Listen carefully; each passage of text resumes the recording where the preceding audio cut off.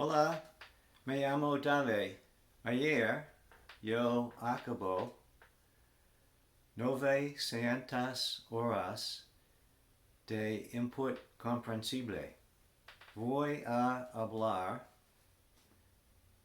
el resto de video in inglés. I've been spending more time reading in Spanish this last 6 weeks, and it's been a mind-opening experience. I feel like a beginner again in some ways. I found that reading to be a lot more difficult than watching Dreaming Spanish videos. There are many words that I don't understand, even reading the beginner level books that I'm using. I'm trying not to look words up in the dictionary, but rather try to figure out their meaning from context. I'm trying not to translate the words in my head as I read them. I was able to stop doing this, finally, when watching Dreaming Spanish videos, but reading is a different story. It seems to have come back again. I'm also trying not to read the words out loud. I don't know if this is a good thing or a bad thing. Does anyone have any suggestions whether I should be reading silently or reading out loud? In addition to reading Spanish books,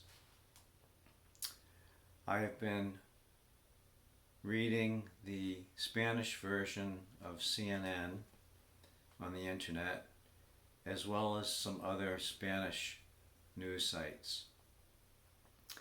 I've also been looking up articles that interest me in the Spanish version of Wikipedia, where I can understand at least the general idea of what's going on when reading.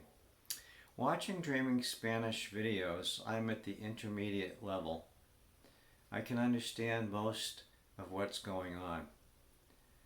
I even started watching some of the advanced Dreaming Spanish videos, especially the ones that interest me. And I'm doing a pretty good job understanding what's going on in those advanced videos as well. For the intermediate videos, I understand whether the person is speaking in the present or past tense, but I'm still not able to formulate these tenses easily on my own. I know how to make the tenses in the traditional way. For example, in the present perfect tense, I use the verb haber and its present tense forms, followed by a second verb. In the case of AR verbs, I would remove the ending and add ado, or in the case of IR verbs, I'd remove the ending and replace it with ido. But that's not the way Comprehensible Input teaches us to do it. I am still waiting for the language to emerge naturally on its own, but I am not at that stage yet. I've mentioned before that I think the Dreaming Spanish roadmap and the number of hours for each level is way optimistic.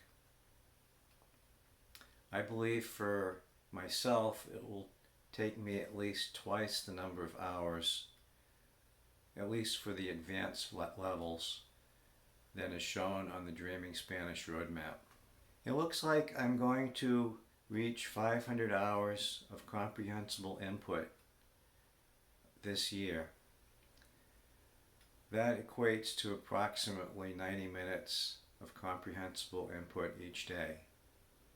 Last year, I reached 420 hours of comprehensible input. Next year, hopefully, I can bump up the 500 hours to 600 hours or more. We'll see.